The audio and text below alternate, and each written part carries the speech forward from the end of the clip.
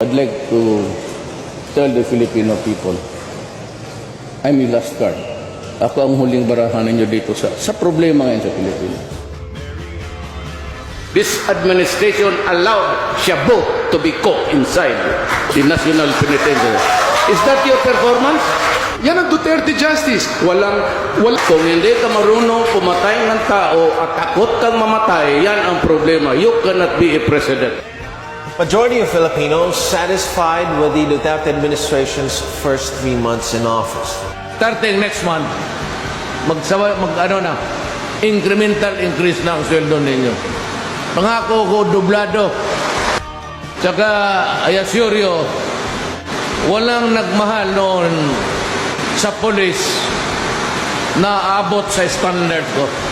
I would like to guarantee all of you that if it is in the performance of your duty sa pagkasundalo mo, wala kayong isipin.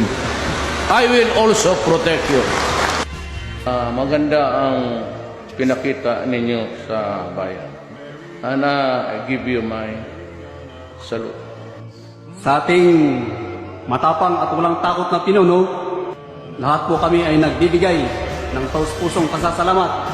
Sinadalangin po namin ang iyong tagumpay sa bawat pagsagawa ng mga pagbabago sa mga kalakaran ng ating gobyerno. Kung kami man ay isang bayani, sir, ikaw bayani ng mga bayani. Ikaw yung bayani namin, sir.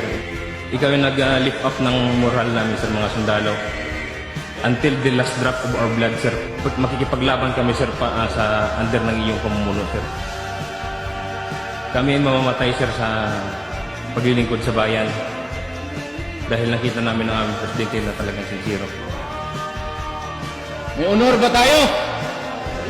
Lakasan mo, may honor ba tayo?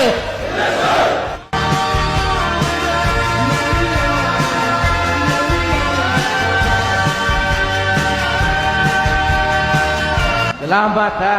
Daghan kaayong salamat.